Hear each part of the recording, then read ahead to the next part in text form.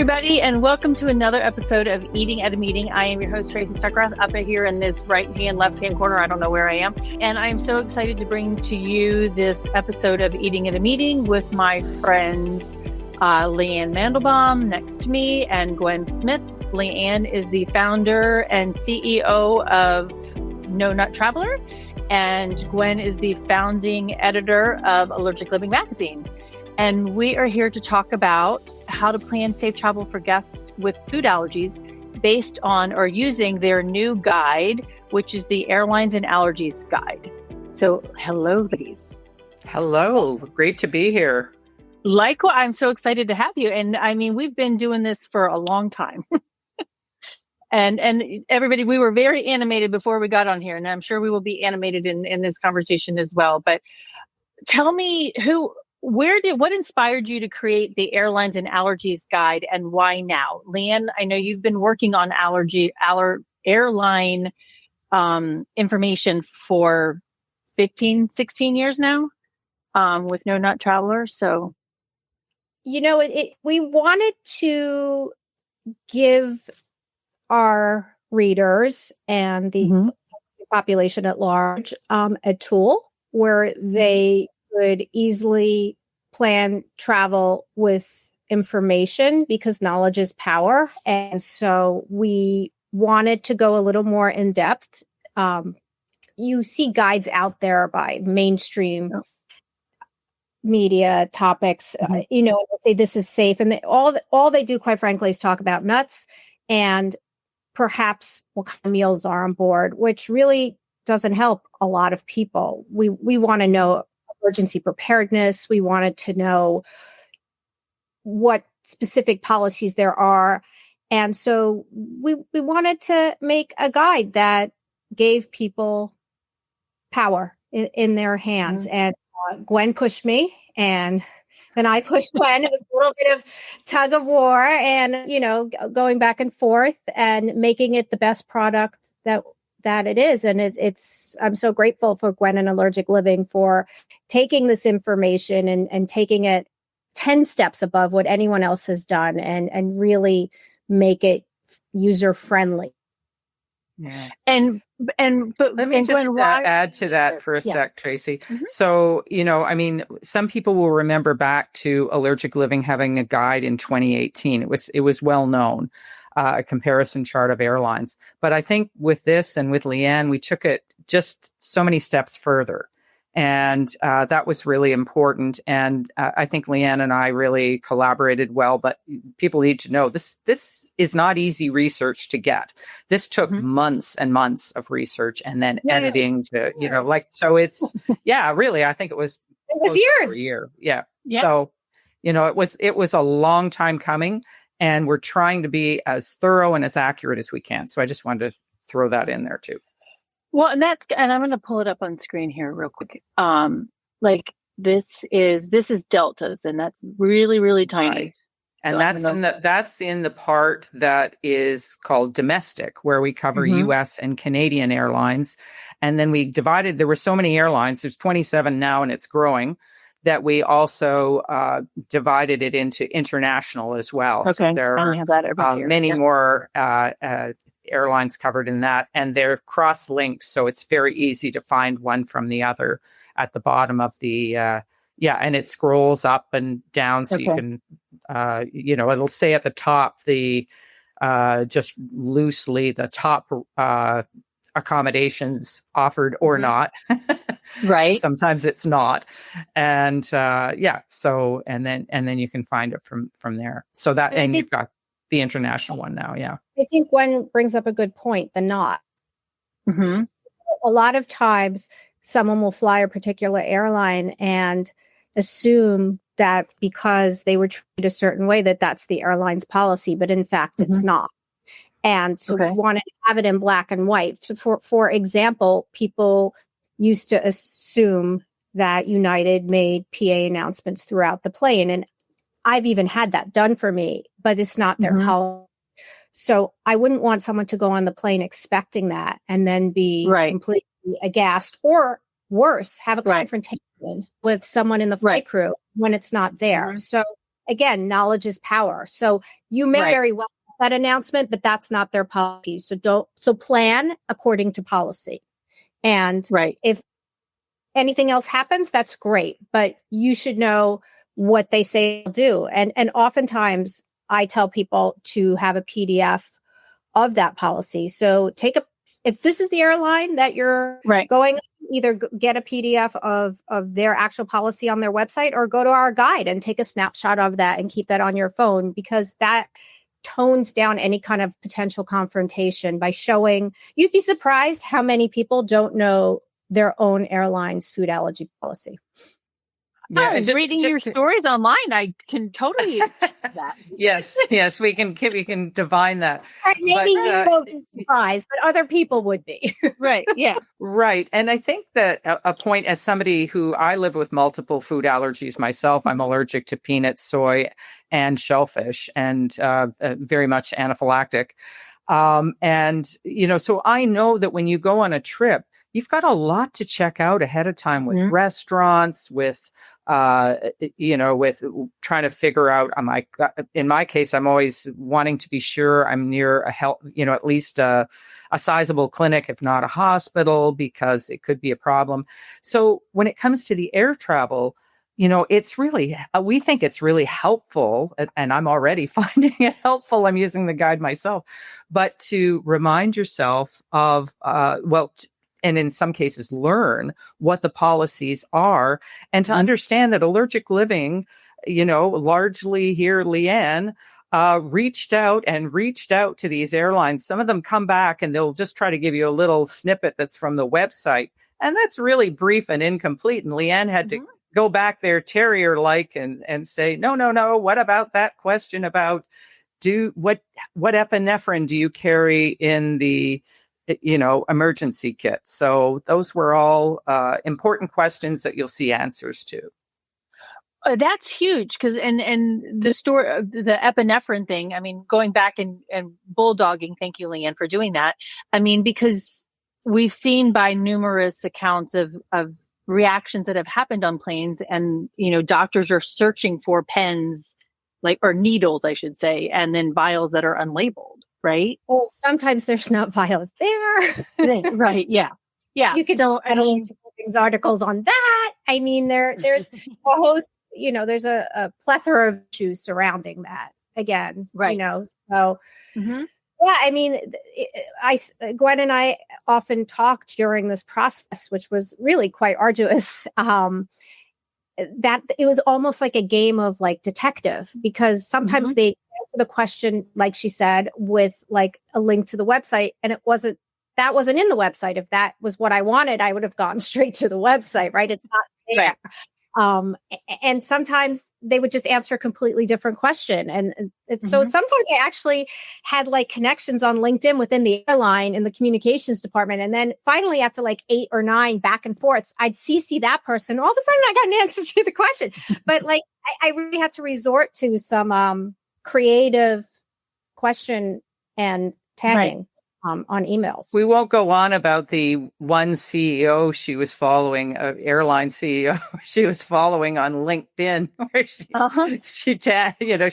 sort of CC'd him, and suddenly the communications person was all over the answers. So, oh my gosh, that's awesome. It does work. Yeah, so. It does work, and sometimes it's the only way that you get an answer. Right. And just going something about some Uncle Ben's rice. One chef was telling me that Uncle Ben's rice is not gluten-free. And I'm like, what? And I've told the story a couple of times, and he's like, well, it's not. And I went back 4 emails to Uncle Ben. Yes, our rice is gluten-free. And he's like, well, some people can. Yeah. So I'm like, you have to go and dig. It took me 4 emails. You have to get it officially. Yeah. Right. Yeah. Yeah. So this was the airline, by the way, that did everything right. So I really wanted to get the information out there and not have to be anecdotal, right? So it would behoove them to actually answer the right question.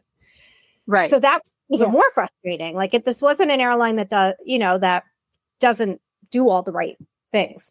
Right. So, well, and it's not like you're pointing fingers. You're trying to provide education and information about them so that it helps them elevate potentially their standards and how they do this. You have someone who's doing it all right and carrying the right medication and doing training is not answering your questions. Imagine the people who aren't. They're not, so it's very challenging. Gwen is right. So. Well, and I noticed and just because I had the Delta and the United ones put up, like under Delta, it says medications carried, but under United, there's not a subheading of medications carried. So do I assume that they don't carry that? There should. I think that was was it one of the ones that didn't answer questions? I believe United answered. They are the same. Yeah. We don't. Maybe what you're remembering is that they don't carry auto injectors. Both of them don't carry auto injectors. Right. Yeah. It's under a different section. It says allergy training / emergency protocol. Okay. Yeah, it is there. Yeah. I'm pretty meticulous about consistency, Tracy. Let me tell you. Lianne will tell you. I would say, in fact, it was both United and Delta, and I'm totally 100% sure of this because it flagged in my head. Both of them wrote me back on the same day after like completely hounding both of them that they carry beyond what the FAA requires and intimating that the vial is beyond what, but actually they both carry the vial. So they don't, so. And it actually says, Lianne, they do not include epinephrine in auto injector or spray form, which would be the Neffy. Yeah. So again, we had to take their words beyond and really investigate what that meant. Because I think the person writing it maybe thought that was the gold standard, whereas what we're looking for is a different gold standard. We're looking for an auto injector or a nasal spray, something that's easy and to use. So again, we had to take their language and then take a dictionary. In fact, you remember one airline wrote us back and we didn't know one of the abbreviations and we were like coming up with all these different like potentials for the abbreviation. And then the guy was, this is like how we refer to the crew member. It's slang. I forgot, you're not a crew member. You're right. We're like, what does that stand for? I'm Googling, but anyway. Right. But you do get some of that. I just want to mention one thing though. Work. There was a lot. Yeah. For both of us. Because we've mentioned epinephrine in the medical kit, it's called the EMK, the emergency medical kit. I want to mention to people that we definitely are for people taking their own, 2 auto injectors or their Neffy sprays with them. But we've seen a lot of instances where there's been another dose needed or where, it was a first time reaction. And the person, of course, isn't carrying an epinephrine because they didn't know they had an allergy in the first place. So, just a little side there to mention that. That's why we want to know. There's even a story of a known person with an allergy that gave herself the 2 doses and then needed more from the kit. So there are many, sometimes people within the allergic population are like, what are you so worried about? Everybody should be carrying and it's on you if you don't carry. Well, yes and no. You could need the extra doses. I've had people, not even mistakenly, I've had people's luggage taken away from them, right? At gate check, and they forget that their epinephrine is in there. And that happened. I've had a parent and a child go on different flights, but they were together at the airport. And the mom carried the auto injector and the daughter went into anaphylaxis. We wrote about this. Oh, wow. And where was it? On the other plane. And that plane didn't have the right medication. Yeah. So carry it. Don't gate check it. Keep it with you. Put it in your pocket. Right. Or somewhere on your body somehow. Right. So that you don't forget it in that luggage. We'll get to this, but pre-board, so it doesn't get taken away. Right. Oh, that's true. So how can travelers use this guide, and have you seen travelers comment and use this guide before booking a flight? Have you had any comments? I'll take the first answer. Well, so my son was at a professional tennis tournament last minute, and he flew out with someone he's been hitting with, and that person was on a strong budget, and they took care of everything. And I found out on the way back that they were going to be flying on Spirit. And Spirit, because of my work on this guide, is one of the only airlines left in the US that actually sells peanuts. And so So he actually didn't believe me because, most of the airlines he's traveled on actually don't sell them. Mm-hmm. And so literally I went to our guide, I took a screenshot of our guide and I sent it to him. And I'm like, please. Here it is. Yeah. Mm-hmm. At a minimum, you need to tell the staff because sometimes he feels pretty comfortable on the airlines that don't serve his allergen. And especially if he's with a bunch of people and they're all around him. So it was great to have, even for myself, that I went back to this guide.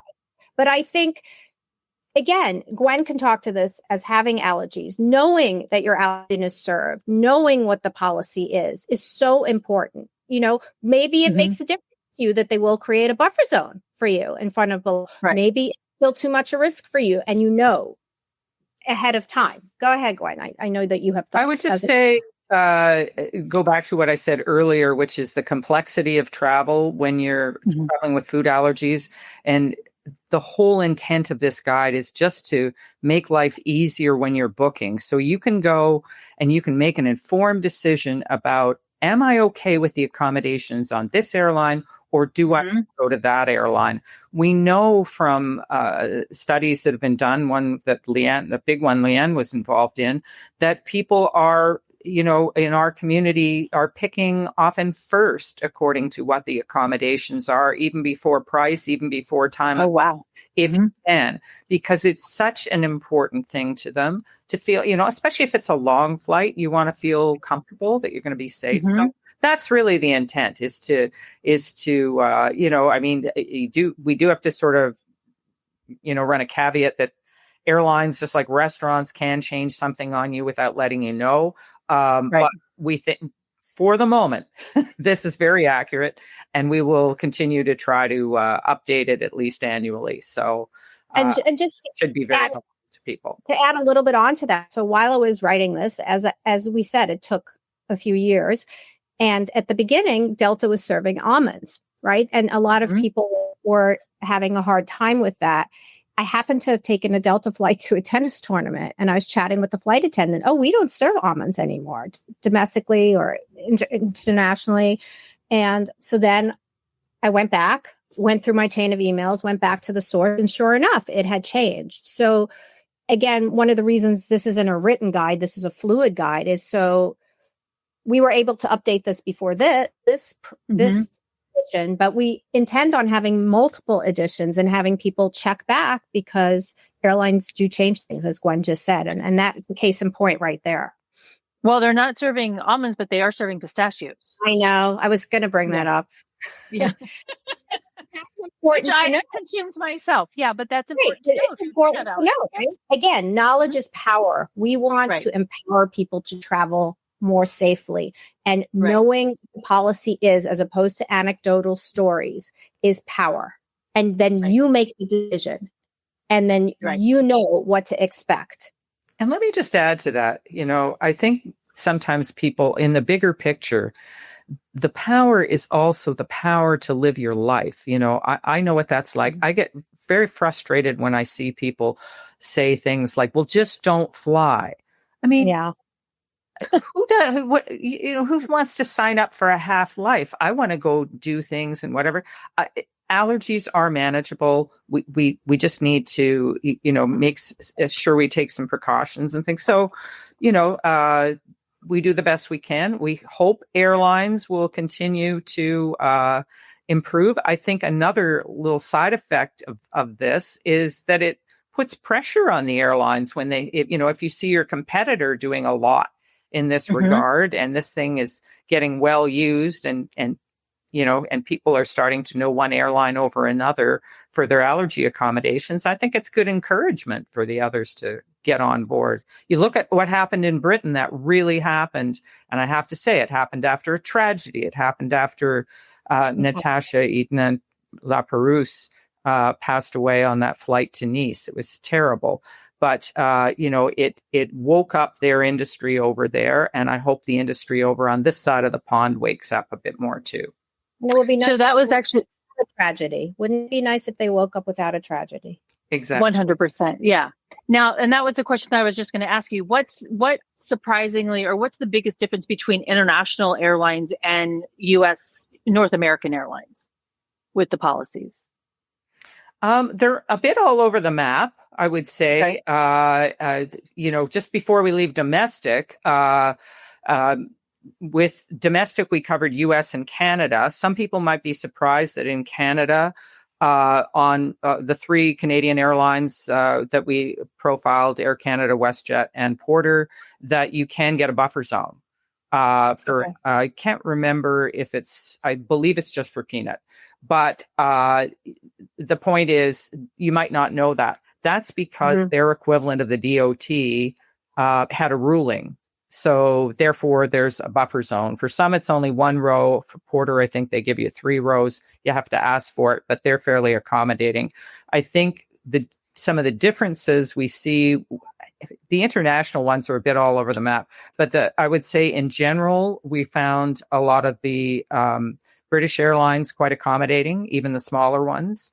A lot more announcements being either as part of policy or that the crew has the discretion to do that, even if it's only for part of the plane or the whole plane, depending. When I say part of the plane, it would be sort of the area where the person is sitting that, that they might talk to. But a lot of them were cabin wide on. For instance, British Airways will do an announcement for peanut, tree nut, or sesame. Like that's a lot. Yeah. So that's a big difference. We do not see that in North America. So that just things like that. But then again, you're going to have other airlines that don't make many at all, depending on where you're flying. That's a bit more UK focused. And I think, Lianne, you'll remember, but I believe a couple of the Australian ones were quite good too. Very good. Yeah. And they tend, I think they all carry epinephrine auto injectors specifically. VA certainly does. Yeah. No, I meant the Australian one. Oh, the Australian ones. Yes. Oh, wow. I think you're right on that. So, but any other ones over the map, the same way that airlines are, inconsistent in domestic and Canadian, they're inconsistent. You have to look. That's the chart. You have to look because you can't assume even within the same country that the same airline will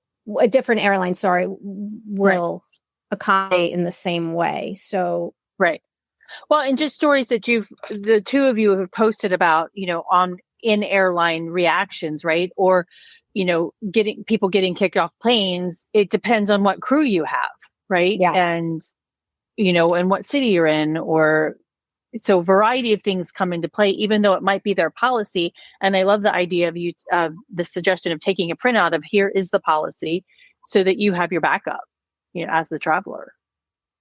Yeah, although the printout online, that's where we end up with the guide too, is because it depends on the airline how thorough that is on the website, or if it's even been updated. That part is great to take a screenshot. Yeah, yeah. So it does help. I mean, both. I agree with what Gwen said earlier. Both are kind of helpful in that regard, for sure. What were in doing all of this and making your phone calls, was there anything that surprised or stood out to you from the findings, either positively or negatively? I was surprised Spirit served peanuts, quite frankly. Yeah, I think we both said, I think I emailed you back, whoa, what? Still? I actually think you said to me, well, they don't serve peanuts. And I go back, I think I sent a picture of the peanut M&Ms that was on their menu. And you're like, oh, like neither one of us knew. Right. They didn't serve them, but they sold them. Yeah. Sold them. Yeah. Gotcha. Okay. Yeah. So it's a little different. That was a surprise. I think just things like I just mentioned with British Airways, I was surprised to see, that their announcement policy covered sesame too. I mean, you don't see that often. And yeah, I mean, and it's just I was hoping more people were carrying auto injectors in their emergency kits. I can't remember exactly who, but I know there was JetBlue, British Airways, I think Alaska. Something else, Alaska, I believe, and American is carries auto Singapore too. Yeah, but it just wasn't wider than that. You would right. hoped that it would be, over half of them, and it's nowhere close to that.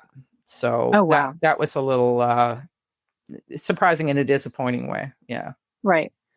All right. Going to the pre-boarding thing, Lianne, that you mentioned earlier, the U.S. FAA has the Reauthorization Act, which you were instrumental in helping. That's not pre-board. Pre-board is a completely different case. Different thing. Okay. That was brought, but that is important. So I think we should stop here for a second. And to go back to Allergic Living when this happened. So very quick summation is that I noticed a lot of people not being able to pre-board on American. They had a policy in writing saying if you had a peanut allergy, you couldn't pre-board to make your area safe. Mm-hmm. I started sending cases to Mary Vargas. We found the right case. It was a person that had multiple allergies. Allergic Living covered the story. And the end result was American Airlines was found in violation. And it is everyone's right in the U.S. or planes heading to the U.S. to pre-board to clean their area and make it safe. A lot of people don't even know that they have this right. And there's many reasons to pre-board. One is what we talked about earlier, that you don't have your safe medication and safe food, quite frankly, with delays getting worse and worse every day. As I live near Newark, I've experienced it myself. I was delayed for 10 hours at one point. I mean, if I had a food allergy and I didn't have safe food with me, it would be a huge problem. So getting the food and medication on with you, wiping down that area, which is just impossible to do thoroughly if you have a screaming child or a general pre-board where everyone's like rushing and, so just getting those few extra minutes. And a lot of people in the United States I meet all the time, they have no idea that this is indeed their right and a right we fought really hard for. So I actually, when this first happened, I had someone Facebook message me that they were at a gate and the agent was not letting them pre-board. And I said, pull up the Allergic Living article, show them the ruling. And maybe we could give you the link and you could link it when you send out this podcast. And actually they changed their mind and let them go. So again, knowledge is power, and having copies of rulings is important, and we can run as well, and then we can move on to FAA reauthorization, which is more about auto injectors.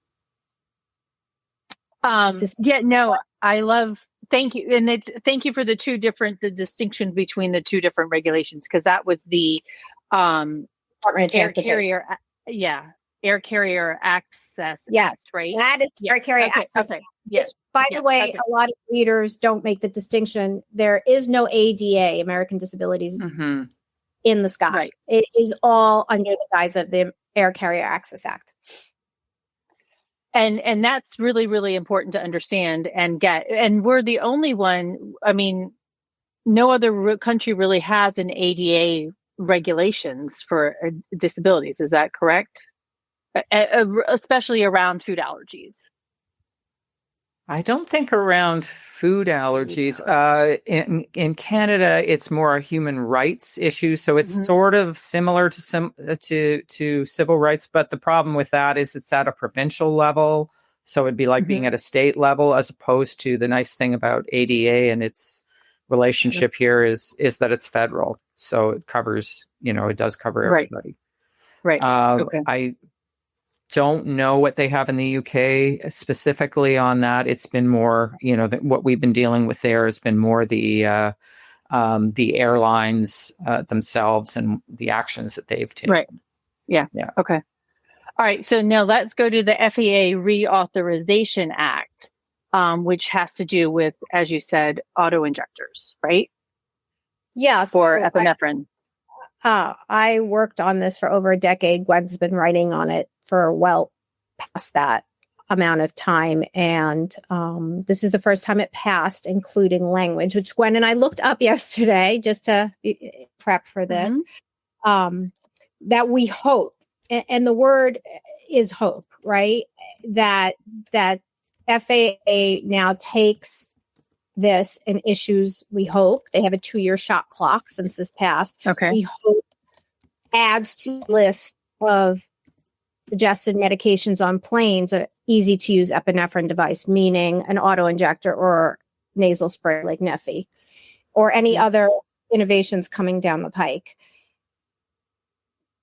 I can tell you what it states. Do you want me to just give you what it states? Okay, so it says, I've just looked it up here on our site. The FAA must consider whether the emergency medical kits include, quote, appropriate medications and equipment that can practicably be administered for anaphylaxis. That means epinephrine. This is what we said, the first line medicine in treating anaphylaxis. So by that use of that word, practicably, if I said it right, we hope it's a hard one. We hope that the vials are not what is considered practicable. I mean, Gwen interviewed a physician many years ago who cut his hand on the vial. Is that Donald Stark? Am I remember? Yes, unfortunately passed away since, but he was always very worried about airlines and readiness for anaphylaxis. And he was trying to open a vial and there was turbulence and somebody was having anaphylaxis and he actually, unfortunately, broke the top of the vial. So, it can happen. So when he was trying to open it I also feel like listeners will work with it.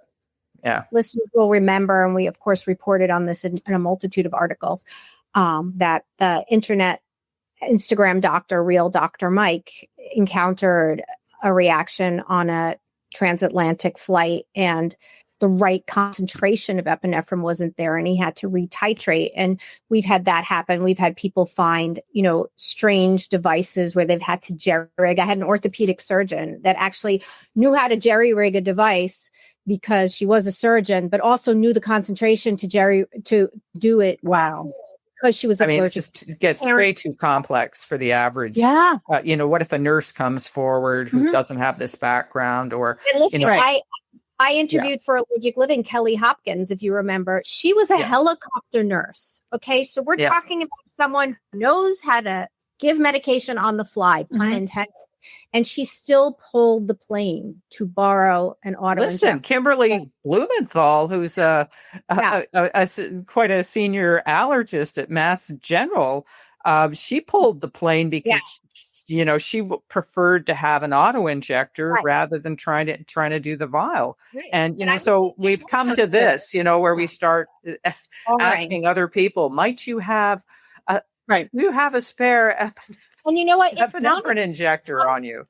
You might say, well, that's a good plan. The allergy epidemic is growing. You're more likely to have someone. But what if, you're Gwen and you're heading to a country that doesn't have epinephrine? Yeah, can I replenish? Or you need a prescription yourself. And that was the thing. One of the doctors I interviewed actually had her child's auto injector, but she still chose to jerry-rig this device because he had a biphasic reaction abroad in the past. So she couldn't be left without another auto injector. Right. It's not like she was going to steal the vial from the plane to replace the auto injector she's using, So these are untenable burdens put on an allergic population for a disease that is, in this century, quite ubiquitous. So come on, stock the plane. So this is where we coming back to the FAA Reauthorization Act. We hope they get their act together and, it's passed, but it has to get into the circular. It has to get done. And let's remember, allergies are bipartisan. They really don't care they're not. Where you lie. Right. Yeah. Right. What exactly. Yeah. So it's going to behoove all of us, especially with the growing onset of adult allergies. It's not necessarily a child. It could be you that has that bite of shrimp on a plane. Always ate before. Wasn't that young girl that was coming home, and this is 5 years ago at least, that her mom didn't know that she had that nut allergy, and she ate cashews on the plane, and they had to go back to where the destination. It was in Europe. Are she thinking of Patricia Leonard and the cashew kid? Yeah, maybe it was in the UK or Ireland. The kid before. Yeah. Okay. So that was the one I covered. That was Dr. Patricia Leonard. I think she's based, I believe, in Texas. But yeah, she was, that's where she happened to be a pediatric allergist on board. Like, how lucky do you get for that? Well, she was coming back from Dublin. I spoke to her, and one of the most interesting things that she told me is that when she got back, she pulled her partners who were adult practitioners. Yeah, that's in my story too. Yeah, and they said they wouldn't have known. the dose for a child. Yeah, they wouldn't have known the dose for a child, like, because she had to draw that up. But it was the first, the child just grabbed a cashew out of the mixed nuts in first class, popped it in her mouth. And next thing you know, then the parents didn't know what's going on here. Because they'd never, had a reaction before. We had another case one time where somebody pulled peanuts out of the seat back. Little kids, they'll get on the floor. They'll be, anybody who's a parent knows they'll be sticking stuff on their face if you're not careful. So, or, just look away for a minute and look out. So, some of these things can happen as first time reactions that nobody's expecting.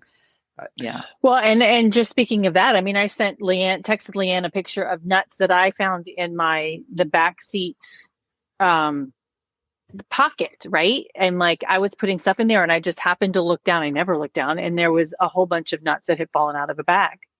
And, unless you... I think that there's a misconception out there that people with food allergies, and I actually was just looking at a tweet thread or an X thread the other day about people complaining about those people who are pre-boarding for allergies and how they're doing it to one up you. They don't need to. It's not a disability. Really? There's nothing to do early. And I think there is a huge misconception there that because it's an invisible disability, and you don't see it unless the person is reacting, that they look normal. So they're getting something that you should be getting, and people get really, really angry. And you have to deal with that as well. And that's where education comes in, because oftentimes the flight crew is just as uneducated on the topic. I remember I went early in my day, I was invited as an Allergic Living writer to go to a Swiss Airlines breakfast. And they were touting themselves at that point as the allergy airline, meaning more hypoallergenic. I came to learn, it was really not about food allergies. But one of the higher ups who spoke 5 languages and had a zillion degrees said, "Lianne, I want to help you with food allergies. I understand allergies because I have hay fever." And I'm like, okay, we have to take a step back. Like, allergies are not hay fever. It's not a runny nose. They can be potentially and lead to death. And, people have no idea. Right. I did a presentation for British Airways early for their CROs, complaint resolution officers. And a couple of people came up to me afterwards, and British Airways, they used to be the worst. They used to have the worst policy. I know Gwen was just extolling them. I will too. They are phenomenal. But when I gave that presentation, they did none of that.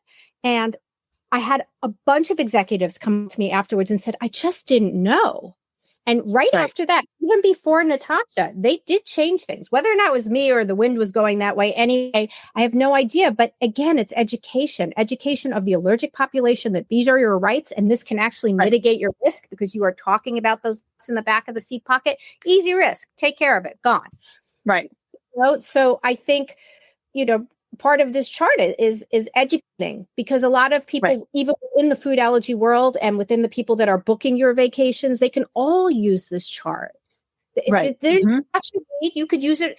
You may not be the one with the allergy. It may be your best friend. It may be your spouse and you're planning your honeymoon. It may be your cousin. It may be your wedding and you have guests coming and you want to, get people there safely. There's just so many uses for this.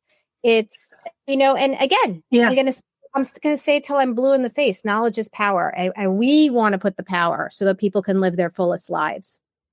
Right. Why should Tracy, just if we didn't mention, because I'm not sure we did, the pre-boarding for anybody who isn't aware of that is so that you can wipe down your seat area for, exactly, you were mentioning the, for instance, tree nut residue or whatever. But, if you're going to be sitting there and maybe it's you or your child who has the food allergy, just so you can thoroughly wipe the area before everybody else boards, it's a lot harder to do once other people are on. And, they don't look at you so odd ever since COVID if they just think you're a germophile, but it's certainly very helpful to do. It also and it's the right we can use now. It puts the power back in your hands. Is it right? You are not reliant on the airline. You are not reliant on the passenger. You can't change if someone was eating your allergen for you. That you can get on and proactively clean and mitigate your risk, and that is power. And that makes you Yep. safer. And that makes you able to travel with a lessened percentage of getting a reaction. So again, what Gwen And said. less anxiety. Yeah. Yeah. Well, and Yeah. I need to say that the peanuts that I found were on a Delta flight, and Delta doesn't serve peanuts. So it was somebody who had brought Their peanuts, own. Yeah. and there was not an announcement or anything, but I just noticed it. But so it was, again, because somebody else brought it on and ate them, which is their right to do. Yeah. Like, Allergic Living did an article. You could also Google it a couple of years ago. It wasn't one. I think Gwen may have written it or somebody else. That Mayo Clinic found traces of peanuts on tray tables in airlines, even on airlines that didn't serve it. Right. So they did a little study. Shows you the need to pre-board, no matter what your allergen is. Yeah. Right. Exactly. Yeah. Yeah. Yeah. So, I'm thinking too, because one of my questions that I sent you guys in advance too is like meeting planners and travel agents, right? I'm like there are events that are like, if you and I, the three of us, were going to go to a conference and we're going to book our own flights, right? But what if we want an incentive trip? That they're going to have a travel agency book my flight to that incentive trip, right? So I want that person to have this guide to understand and know that when they're booking things, because I'm also very concerned at meeting planners not asking that question before they're booking that ticket, because it does play, like I said in the description here, like when you go to a meeting, eating starts before you actually get to the meeting. It starts on the plane, especially for an eating pre-meeting. Right, exactly. It's a whole other podcast. Yeah. But and I think we were talking about this yesterday, and wouldn't it be wonderful if you were the event planner and you knew it was an airline that was going to be a long haul, and because you've been following us, and I'm not sure if we'll get to this in this question, but we can certainly get to it somewhere else. No one with a food allergy should ever take an airline meal. We have a great investigative report on that. And we say it over and over and over in the chart. And it's no accident that we say it over and over and over again, because we want to drill it into people's heads that it's not safe, no matter the guarantees. So wouldn't it be wonderful if that meeting planner put together a goodie bag for you on the plane in case you got stuck? I mean, there are things, wouldn't that allergic traveler guest be more willing to use your services again, because you made this extra step that probably costs you very little, but means so very much? Go ahead, Gwen. I know I interrupted you. Oh, I just was going to say that I think probably, I'm not sure what they do as event planners with these type of clients, but I would assume they have some kind of form where they're asking you some questions before they go do their booking. I think it's important that food allergies be one of those. And that they be aware of some of the rights and the risks. So your person may have the right to get on and pre-board and wipe down that area before sitting. Maybe they have sometimes a bit of a buddy system, depending if it's adults or kids. Sometimes it's a school, like a college trip or something like that. And, is there someone who's a good friend who can be sitting next to who knows how to use an auto injector or something, just some of those things that they really need to be aware of. And as Lianne says, they could use the guide to sort of, weed out like, oh, I've got a young person here who has, severe anaphylaxis. Maybe this might be the airline to go with, because we could go with either here. So, it might be just a good consideration to have. But I love the goodie bag idea. That would be great. Yeah, I do too. I love that. And, just from personal experience too, like when you ask for a personalized plate, the specialized plate because you have an allergy, there's nothing on that box that tells the flight attendant anything, right? It just says my name. We need to digress here just for a second. So our most recent article on Allergic Living was a pediatric ER doctor from NYU who was flying home, and she asked for a meal. The staff was well aware of her shrimp allergy, and they gave her a meal with shrimp, and she almost died. They had to divert the plane. She went to 2 different hospitals, and there's a couple of pearls in the story. Never take an airline meal. Not only because of what you're talking about, and I'll get back to that, because it doesn't even matter if there is a label. But let's just get back to the fact that flight attendants or highly intelligent individuals have so much responsibility these days. Mm-hmm. And food allergies is just not necessarily, especially of education. If you read our chart on what crew is, again, you get the stark knowledge that most crews are not being trained on what anaphylaxis is. We're lucky if they know where it is in the kit. We are, even British Airways, they have the auto injector. But when Natasha was dying, I'll never forget that the junior doctor who was treating her asked a crew member to drop a vial of epinephrine. And the crew member said, "I'm sorry, I am not able to do that." But the tragedy was that most likely British Airways already carried auto injectors and they had one. And it's not enough to have it. You need to know that it's there, what it's used for, and to give someone in emergency. Even if you yourself are not allowed to use it, you need to know where it is. And if you read our guide, you will see that this is not happening. So we have a lot of work to do there. But this flight attendant made a mistake and gave the wrong meal. And to me, this was the woman with shrimp. Yeah. Yeah. There is no meal up in the air that is worth that. None. No. I mean, nobody dined on shrimp on any airline worldwide, even in the best class, and said, "I can't wait to dine there again and have their shrimp dish." It's just, we did an investigative report and the FDA told me that it's the same thing as when you go out to a restaurant. The label can be incomplete. So Allergic Living totally interviewed someone who had pasta with red sauce sent to us by Dr. Anya Nowak at NYU. And this patient of hers, it said wheat, it said egg, it said milk, it said nothing about tree nuts. And guess what? It doesn't have to, even it's the top 8. And now we label for in the United States. But it didn't have to say it. And she went into anaphylaxis. So those labels don't have to be complete. So a flight attendant may well-intentionally tell you, I mean, that's not a word. I don't know how I said that, but they may tell you that it's okay and show you the label. And even if they show you the label, you shouldn't take it. And you could talk as to yourself flying with a food allergy. Well, I don't take the food. I mean, some people will, we do our best to say in the guide, we say what they do make available, but we remind people that it may not be safe. But we do say, for instance, if you're dairy allergic or gluten-free, depending on whether you're as worried as someone else about cross contact, they do offer some meals. But again, these are in big, they're usually mass produced in big catering companies. And, they could be doing more. That's almost more your area, Tracy, to prevent the cross contact. But the question is, are they?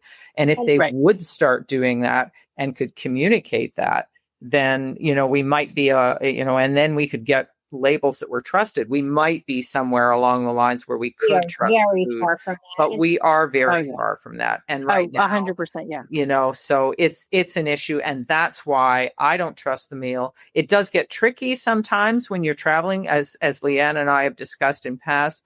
It's easier on the way out, but on the way back, that's sometimes when it's a little harder to get your safe meal to go because you're out and about. But you can usually go no matter where you are and get some safe food from a grocery store and make yourself a little something to take along, but or take something non-perishable. That's when we traveled to Africa, we brought cereal, and that's a good point. Yeah, we asked for milk on the plane, and so just to be prepared, again, delays, and for the fact that you shouldn't be eating on the plane, so. People get upset if they food, for a certain ticket and they're not getting their meal. Don't get upset about this. The trip is about memories, the destination. It's not about absolutely. I'm not there on the plane for the fine dining, and neither. Well, this is not about the allergies. It's not fine dining. I don't care how good they say they are. It's a simple risk versus reward. And just to go back to the gluten-free and the vegan, the FDA actually told me that vegan was a completely made-up term and they don't regulate it at all. So I have people sending me pictures of vegan meals on planes with egg, with butter, Well, that's why it's made up term. And so if somebody does get sick from that vegan meal, no one's responsible because there's no onus on them. Right. Well, and vegan is not deemed a medical condition, But you may think if a meal is vegan, that it's safe for someone with a dairy allergy. A lot of people. We've had stories of people in restaurants, that dairy, vegan did not mean dairy free, or didn't mean egg free. Usually means egg free, but occasionally, yeah. Again, that's that woman in the UK that had the anaphylactic reaction going to a vegan restaurant, and she was allergic to dairy. Right? Yeah. It's mind-boggling. Okay, we could just talk about this forever, and I would love to, but I think you guys have provided such a great resource here, and I will make sure that I share it out to all my meeting planner friends, et cetera, and travel agents, because it's a good start to figure out how you should travel, right? Yeah, and I think it's at the booking stage, where it's really critical. And like I say, if that simplifies the rest of the travel, because there are other things that you're going to need to check out, right? Fantastic. That's why we did all that work, so that people would have this and be able to take a quick look before they go say, okay, what works for the days I'm going and the time I'm going. But these look like maybe my top 2-3 airlines on this trip to Europe. So that'd be great. I also think that important to know, again, what airlines are not doing. It may surprise you that an airline like Emirates, that is known for luxury, will do nothing. And in fact, I think Gwen and I were discussing this. This is because luxury is often associated with the business class experience, which is associated with the warm nuts. It just yes. Yeah. And I believe when I want to make sure to your audience that even if what we've put in the chart is about nuts, that's because that's all the airline has in their policy. We certainly asked about all food allergies, and we certainly used food allergy. But I think the reason that nuts get so much attention is because in the air, nuts are synonymous with, or linked to a business class experience. And so often you'll encounter more in the air than you would on the ground, with the exception of baseball parks. So please know that, we weren't making this chart nut specific. We really do want all airlines to start respecting all food allergies. And again, as Gwen said earlier, we hope they'll take a look at what some of their competitors are doing, and also look at some of the research, like the study I was involved in out of Northwestern, and see that people are choosing based upon good policies, what medications are carried. See that food allergy consumers are growing. We're growing globally, and you can make money off of us. And you're loyal customers in a world that's incredibly loyal. Yeah. And while other people may not be repeat flyers because they're looking for this special and that special, we tend to stay safe within the realm of which airlines are treating us well. So use us for that. Right. Institute policies that are fair and easy to promulgate throughout your fleet. One day you're not going to have a choice. I'm here to tell you that. One day I will just be stepping off the soapbox, because there will be the epidemic is growing. We don't have good reasons, and the business class travelers will have allergies, and it will then dictate what the policies are. Yeah. We're seeing that trickle in slowly. So I think those airlines that do it right now are forward thinking and have their finger on the pulse. What do you think, Gwen? Absolutely, they are. And I do think there are signs of things growing. I mean, I was surprised a little bit to the number of domestic airlines adopting pre-boarding. I mean, I know there was a ruling, but they don't always jump up and, it's not guaranteed that way, but a lot more are. And the ruling, just by the way, is supposed to be all food allergies generally, but not all airlines will offer it for all. So again, that's where the guide will specify whether it's general or more specific. But yeah, I mean, I think we just have to keep pushing, and the fact that we can get some policy information is great, but we still need so much more standardization. Right.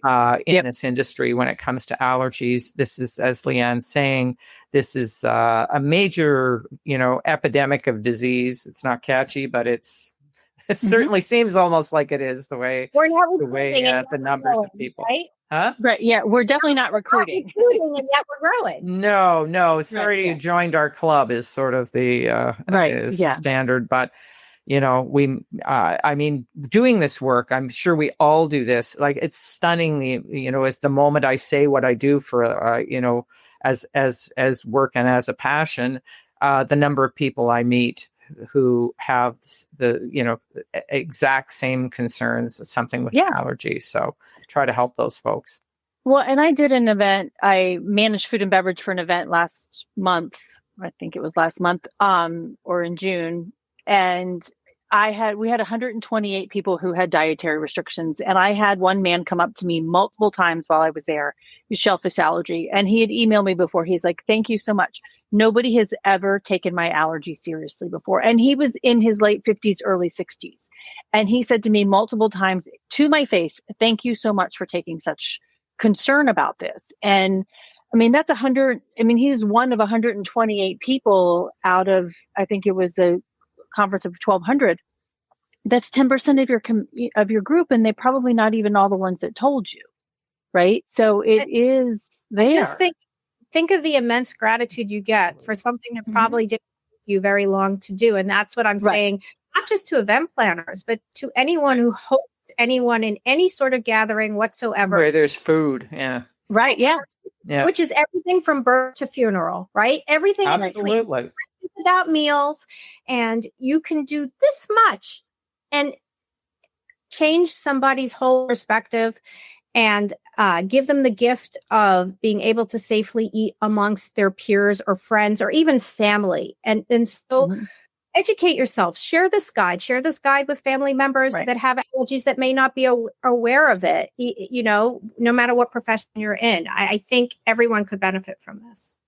I'm going to put the links to them. At least I'll put one of them up here just so because it's a long link. But, and you can just go to allergicliving.com and look for the airlines allergies guide, and get the links. On this, if I'm not mistaken, Gwen, there's a link at the end of it to the international guide. Correct? Absolutely. There is. Yeah. Yeah. And I have both of them. I'll post them both. So everybody can get them. But, and I do think everyone should look for the meals article because, it's great that I'm up here telling you not to take the meal, but read what the FDA has to say. Yeah, and we do link to that through, throughout the guide at the end where we often asterisk meals that they are offering, and we say that at the end that we don't recommend taking the meal. But we tell people what's offered because people like to make their own decisions. So. Right. Well, and if you've got a long haul flight, you've got to figure out how you can do and what you're going to do and what you're going to eat. If it's 16 hours in a plane, you need to figure something out. So and it's really important. If you're gluten-free, that might be a different story because maybe what you're being served is under 20 ppm. And maybe that's okay for you if you have celiac disease. But, we don't recommend that either. But just saying, if it's in your comfort zone, we'll leave it to you. Yeah, I just want to not encourage people to figure out. No, I don't.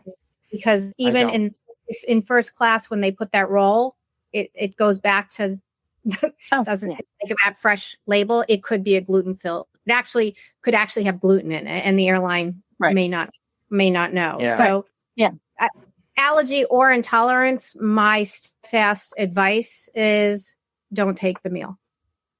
And my fast advice is get to that, grocery store, get your non-perishable to take with you. And you will have it even for the return flight, even for the great long flight. Just remember all the great meals that you either cooked yourself or made in that country, and all the ones you're going to have when you land. Even if it's a 16-hour flight, it's less than a day. Does that really? Is it worth a reaction? No. I'm sure if you talk to the ER doctor who herself didn't know not to take that meal, was it worth it? Was it worth it to have that airline meal? right? It's just, it's not. No, it's not. Yeah. But if you're not educated to what the loopholes are and the lack of training, then you might make a different decision. So again, we want people to make decisions with knowledge. Yeah. Right. Informed. Yeah. Okay. I want to do a couple of rapid fire questions.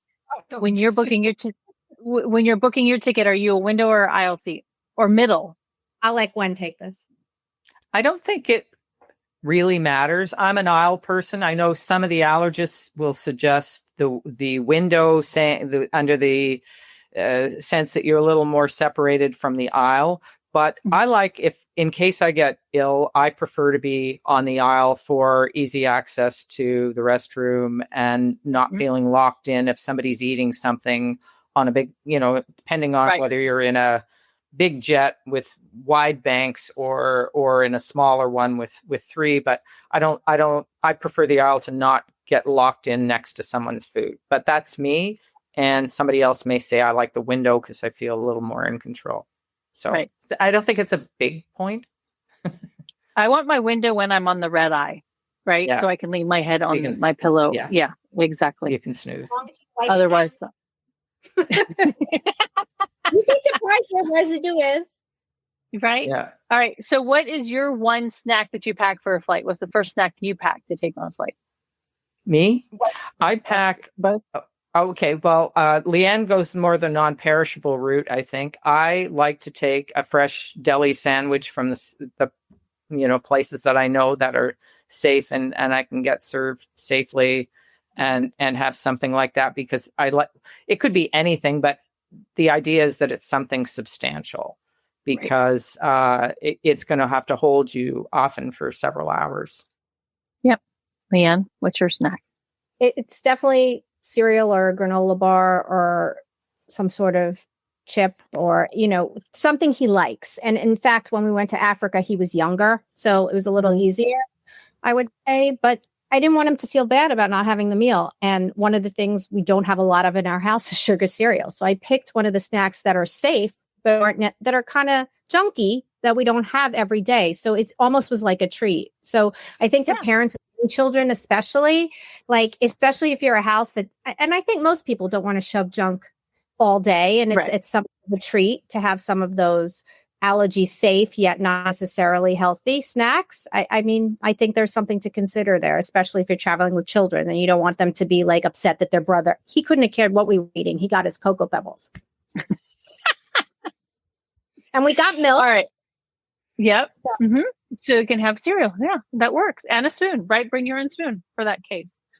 Yeah. Well, ladies, thank you so much. I really, really appreciate it. And anybody who's listening, if you want to connect, both Lianne and Gwen are quite active on LinkedIn. So you can find them easily there. And where's the one with Gwen? Hang on there. There that is. So find them there, but also just make sure you're looking at this guide. It's very, very comprehensive. It's very well done. Thank you both very much for doing all of that work and being a bulldog in your phone calls. And follow the links within the guide to some of the articles. Yes. Yeah. Yes, definitely. Yeah, you have a plethora of articles on there with lots of great information. You're welcome, Gwen.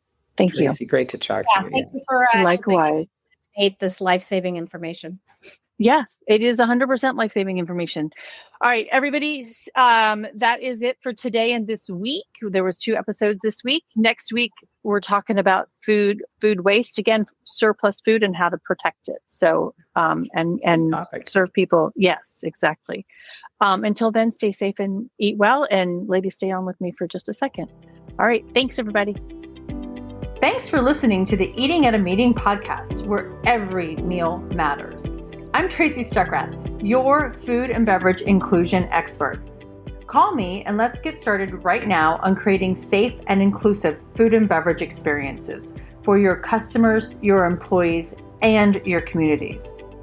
Share the podcast with your friends and colleagues at our Eating at a Meeting Facebook page and on all podcast platforms. To learn more about me and receive valuable information, go to tracystuckrath.com. And if you'd like more information on how to feed engagement, nourish inclusion, and bolster your bottom line, then visit eatingatameeting.com.